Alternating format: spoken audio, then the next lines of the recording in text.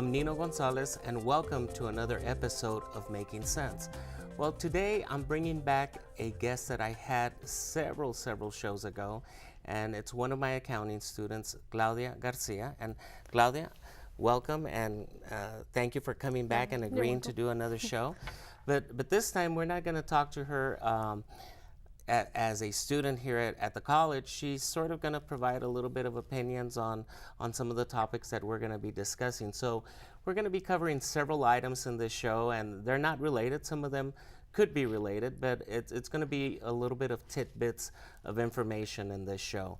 So I came across an article, Claudia, and they were talking about frugal people that know how to save money. Sometimes when we say frugal, we might think penny pinchers or codos, you know, as it's said in Spanish. But what do you think of the term frugal? Oh, well, I think, when I saw it first time, I said, oh, well, that's a scary word, like, oh, what they mean? So that they say that they don't like to spend any money or what? But I think it's not a bad word. You don't think it's a bad word? No, when you know really what does mean, it's not. Right. I think you can go to an extreme. Yes. Even when you can spend way much more than you have. But being frugal, according to this article, one of the things that they said, they mentioned the 7 habits of people that are successful with their money. Yes. And that's what they mean about being frugal. And one of it is being proactive. Yeah. And being proactive means that you plan ahead, and you plan for emergencies, and you save money.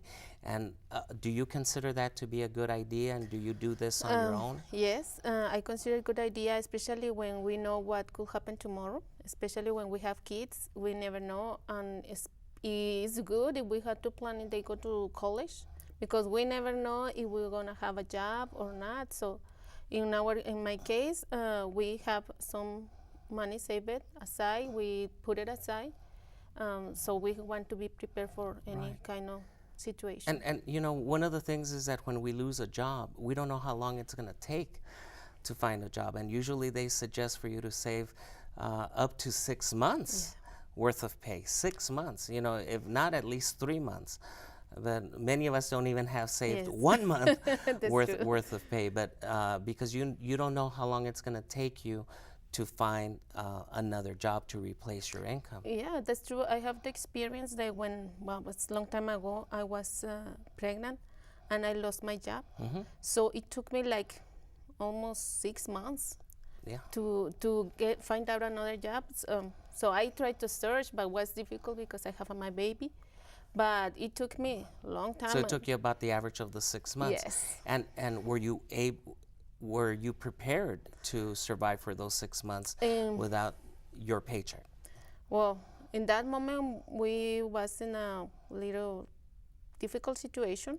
My husband, he barely got a job, so we didn't be prepared. So in that time, we came from Los Angeles and we had buy a house. So for that moment, we have to sell the house. Wow. So that little few dollars that we can keep for that sales, we look it up for a cheaper house. So it's the way we made it. And it's interesting that you mentioned that, because another habit that they mentioned in that article was seek first to understand, then to be understood. And what that means is that people that save money and that are successful in having good money management skill, they've been in that situation as well. Yes. I mean, from experience, I've gotten into credit card debt and credit card hell, where all your money is going into paying those credit cards. And I don't think that if you experience those things, you don't know how to recover. But if you don't learn from your mistakes, then that's your fault. But I think we all have to go through those bumps in the road to make us a little bit more aware of how important money is, and how for us to control it and not to and not for it to control us. For us not to be in so much worry. That's true, especially like I was watching one of your shows, and we moved from LA to El Paso without looking up the area, and to really realize how much the house gonna cost us. So in that moment we say, we can afford it, but My husband got sick, so I only one check on my house. And after that, we'll keep like that for 1 year. After that, my husband say, "Oh, we have to sell the house, or our credit's gonna be ruined." Right. So we have to think fast. So decide, you wanna sell it or not, or what we're gonna do. In that moment, I felt like so sad that this Corey said, "Well, I was working hard, so how I'm gonna lose my house?" But he's told me, "We don't have another way. Or we sell the house and keep the credit that." Or what we're gonna do? We look it out for the cheapest house, Right. a small one house. Doesn't matter it's far of the city. So And you know, the thing is that a lot of people have the misconception that you need to have a lot of money, and you don't have That's to true. have a lot of money. It's just that you need to be wise with your money. I know this lady, an elderly individual, and she's worked all her life, and she doesn't make that much money. I think at one point she was making about 20,000 now, and she's already up in age and still working, and now she's making about 28,000. But when you take a look at her bank account, it's like she's uh, almost a millionaire, you know. Wow. Yeah, and it's like because, and I think, you know, we think of money differently than our parents did, because our parents, especially my parents, they grew up through the Great Depression and all of this, so it's like the money is more precious to them because you never know what can happen. Yeah, my dad has the same. He doesn't have any credit card or any account. He only has his pension, but he's very strict with his spends. He doesn't like to go to buy very expensive things, so because he wants to stick to his budget. So Right. nobody else gonna give him money, Right. only his pension. So he's very strict with his money. Yeah. But it's something what we learn after our experience of the house. We look at a house that we can pay only with one check, because we thought if somebody else, if my husband or I lose a job or got sick, Sure. the other one have to work only for stay stable. Maybe we're going to be a little tight, but we can survive with only one check. Right. So it's what we made, and until now. And you know, there's been people that said that you're one paycheck away from disaster, because you never know if you're going to be in a car accident, you're going to come down with a major illness, you're going to lose your job. You just don't know what can happen, and that's another thing that is put things first, and that's the mentality that you took, is you're putting the things that matter first. Yes. And one of the things that we don't do as a society, and it's always been told to us in different financial education shows, is you got to pay yourself first. Yes. And you got to put money away into savings instead of paying your bills or going and buying this and buying that. You've got to pay yourself first. Yeah. Well, I have the experience that we finally finished to pay our house. Wow. And I would say, okay, we have to keep that money aside, because we live 10 years with that money. So we have to keep it aside. In any case, we need to pay something, or even for our retirement. Because after we saw our how much we're gonna receive from the Social Security, we say, okay, we can't live on that, live with right? that. So we have to save money. And in that case, my husband is very good at that. He likes to save, so we take that money, and he tried to spend the less possible. So we live it with that money for 10 years, so we can still living with that. And like it said in one of these habits, is that you don't understand until you've been there, That's until true. you've struggled with that debt. And you know, and people sometimes see us and they think that we've never struggled, but we have struggled. And like I said, I've been through those things. One time during my career, I was laid off. I had to live off unemployment, and you know, things like that. So we've all been through that, but we learn from that, and Yes. hopefully it makes us a better individual. But you know, one of the things, another habit is to begin with an end in mind, and you have ends in mind. For example, Yes. you're planning for your retirement or for your children's education, or what happens if one of you loses a job. And that's another trait of being money wise or being frugal, is to have a goal, have goals Yes. that you're shooting for. I think it's the most important, because I haven't seen cases where they happen for pass for the same problems and they don't learn, but because they never thought they gonna get old and they gonna need to couldn't survive with the social security, so Right. they don't save, or they say, I don't worry, later we don't know how to pay, but we're gonna pay, but Or we're we not don't going to know. live that long. Yes. Or after you see, how can that live with being receiving calls all days for, hey, you need to pay the discount, or Right. well, for me, I think it's not, you couldn't live like that. Right. And another thing that they talk about is think win-win. For example, you give up some luxuries, but you might win in some other ways, like towards putting that money towards your retirement, paying your house off earlier, paying off your debt. Because think about it, how much we spend on our television bill. Oh my goodness. I mean, I've seen people that spend up to, $180, $200 a month just on TV, and sometimes you don't even watch the TV, it's and then well, you still pay pay-per-view and things like yeah, that. it's So, something what we discuss at home.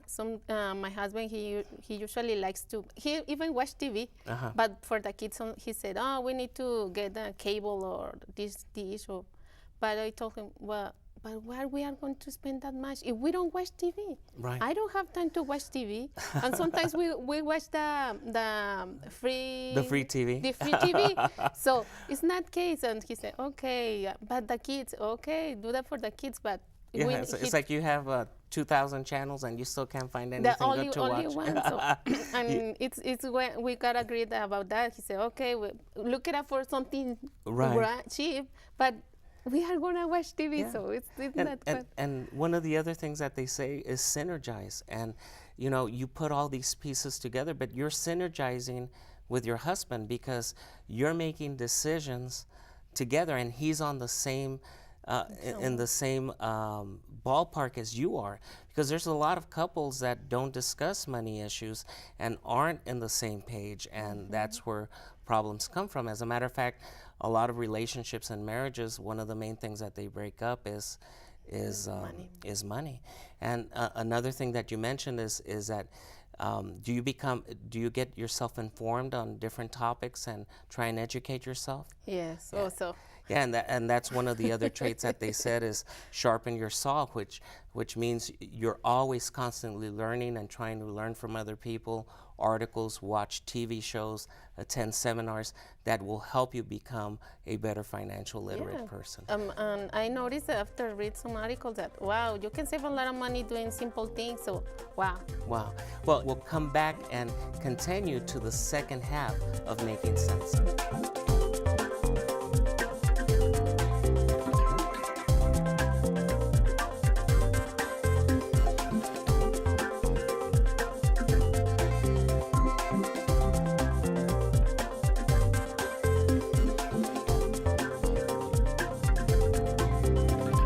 Welcome to the second half of Making Sense. And in the first half, I was talking to Claudia with regards to the 7 traits of frugal people. And when we mean frugal, we weren't talking about being penny pinchers, or as we call them here in El Paso in Spanglish, codos. But we were talking about being money wise and being money smart, and we were discussing how this has applied to our different stages in life. So now let's go off on another topic. And you said you paid off your home, correct? Yes. And congratulations, that must have thank you felt so good. much. How many years did that take? 10 years. It took, wow, 10 years. How 10 did you years. do it so quickly? Wow. My husband, he likes to look it up for ways to save money. But he found out that it's a way that you can make payments, 2 payments in 1 month. Right. So this gonna show your mortgage. Right. So he decided to try, and he noticed that was working. Wow, yeah, and that's one of the things that is recommended in an article that I was reading, is to make bi-weekly mortgage payments. Yes. Because when you do every other week, then you'll have 26 payments. Where you do monthly, you'll only have 24 payments. So you actually are getting 1 extra month of payment in there. Yeah. But a word of caution is that depending on your finance company, you got to tell them to apply it to the principal. Yeah. Because if you don't, then they could apply it to future payment amounts. So you got to tell them once you paid the interest, make sure that they apply all of that extra payment to the principal. So is that what you did? Well, actually, he made 4 payments during 1 month. Right. So, but those for example, if we pay $100 a month, Right. he wants to pay only $25 each week. Oh, okay. So we pay our cars, we pay our second car. So we decided to. And you did it the same way? Yes, we did the same way. But he decided, okay, we have this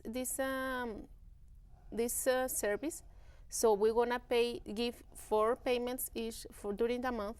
But when we receive our taxes, everything that we receive from the taxes, we send it to the principal of the house. Okay. We went to the bank and say, okay, cash my check, but instead of give me the money, I want to apply to the principal. Good. That's good. So this save us a lot of money. Yeah, and that's one of the other tips that they give is make sure you apply like any windfalls, like your IRS refund or any bonuses or things like that. And if you want to pay off a debt faster, not just your home, but it could be your car or credit card debt, and apply the same principle. And the reason it works is because when you're making payments like that often, you're cutting the interest accrual. Yes. And so the interest doesn't grow as fast. Yes, and so that's I really smart. That is it's true. And sometimes when somebody asks, hey, you already paid your house? Oh, yes. And then 10 years? We give the advice, oh, you can do this one. And this is working. So, wow. And I just, a little while ago, I finished doing another show on first-time home buyers, and we really didn't touch on how long a mortgage should be. But how long had you financed that house for originally? 30 years. 30 years, and you paid it off in 10? Yes. Wow.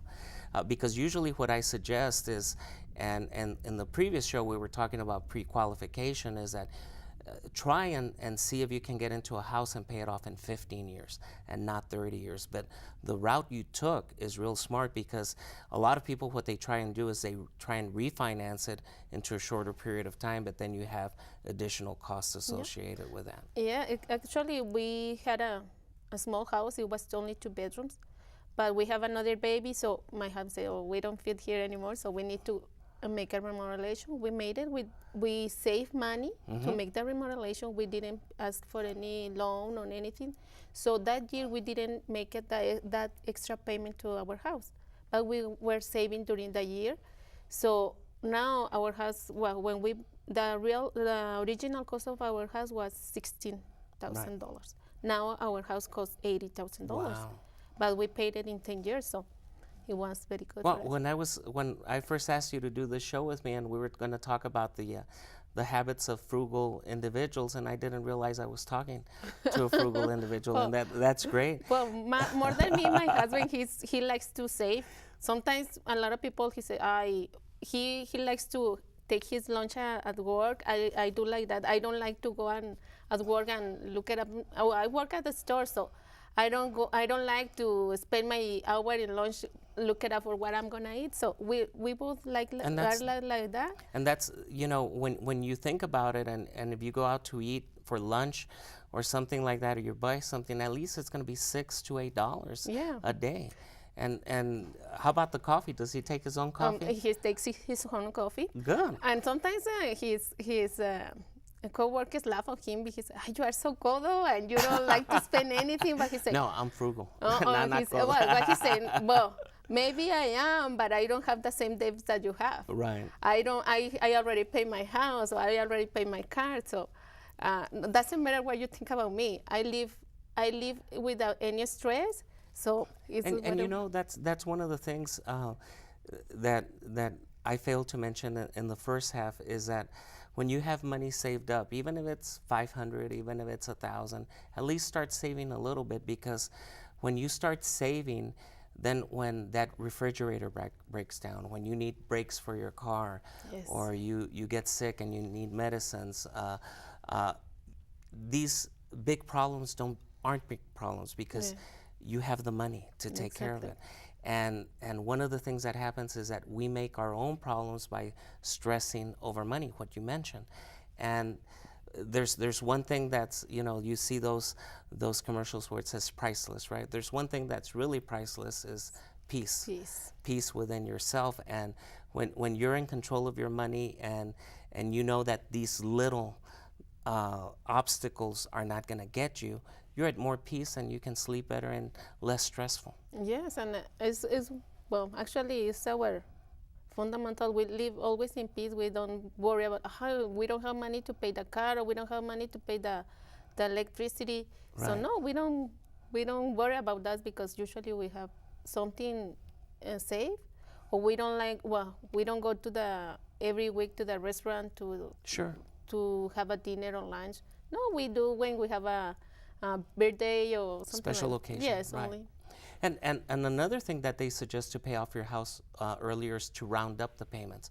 For example, if you're paying, let's say, $962 per month, then round it up to $1,000 and pay that extra money, and you're going to cut down your mortgage length also. Well, I think it could be worse. In our case, we just make the payment that they ask, but we cut it in for. Right. So I think it will be helpful. And if you don't think of going that route bi-weekly, then at least make one extra payment in a year. Mm-hmm. So if you can gather up enough money to make that extra payment in a year. But I think the bi-weekly really works because you're breaking it down into little chunks, and you're cutting down the interest accrual. Yes. Right. Well, especially when you see the statement and say, oh, this makes a big difference. It does. It really does. So we really recommend that if they have that option, so take it and do the payment little by little, because they're going to take the same amount you have to pay.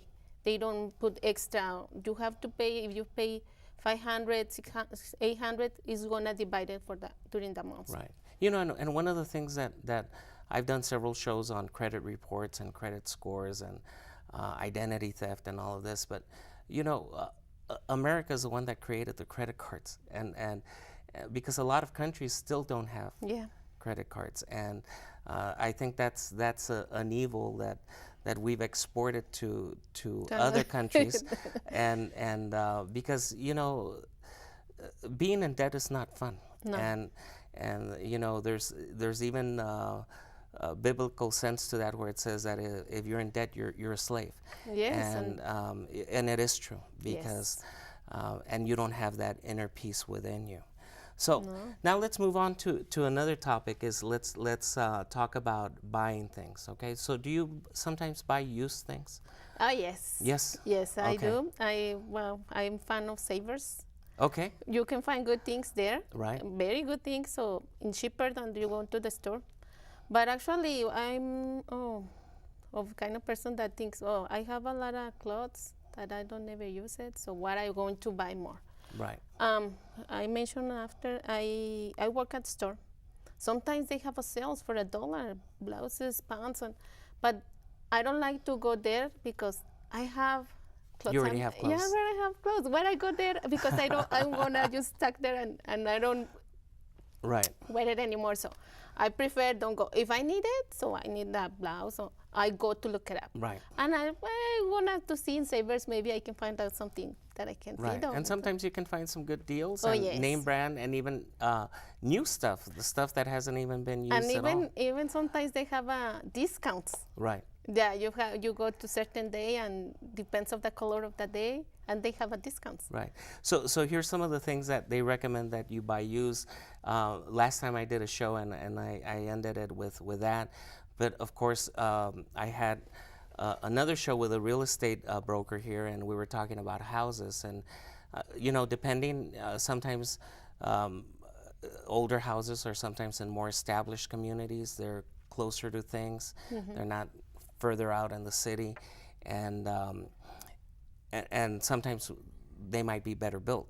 So do you agree with houses being by used or new? Or well, I think it'll be, if it's in a good area, a good price, and you are sure that the house is in very good condition. It's very good. My first house that we buy here in El Paso was a used house. So okay.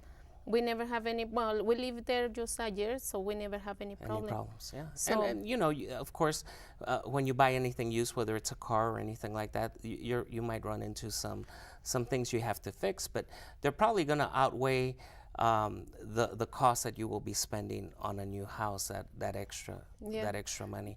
Another thing that they recommend is video games and movies. Oh yes, especially with kids. I totally agree. I mean, good thing my son is not much of a gamer, but I know that they even line up before they issue the game, and they're spending $50-$60 per game. Yes. And then in a few months, it's going to go down in price, or you can find it used, or things like that. I completely agree. Actually, my husband, he likes to look it up there online.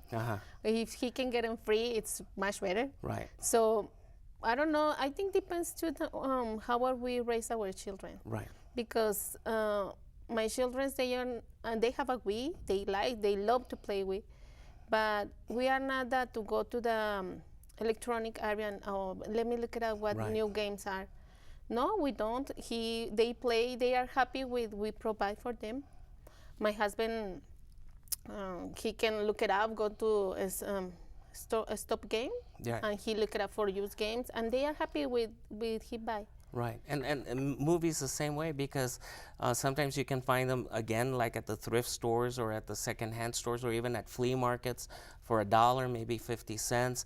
And why spend so much on those movies when you're really only going to probably watch it one time? We have an experience a couple of weeks ago. My kids want to watch the movie The Good Dinosaur. Okay, so we want to rent it because it's $19 a movie, so no, we don't want to buy it. They're going to watch it just once. Yeah, that's true. 1 or 2 times. So my husband said, oh, go and rent it, but the movie was sold out in everywhere. So he found out an app, and he loaded the app. The movie was there. They watched the movie, and what the movie finally was free. Good. So. Yeah, you got to find your resources, and you got to find ways to save money. Well, Claudia, it was fun talking to you. We're already out of time, but hopefully we can have you on another show, and it was interesting talking all these topics with you. Thank you very much for coming. Thank you. And we'll see you on another episode of Making Sense. Goodbye.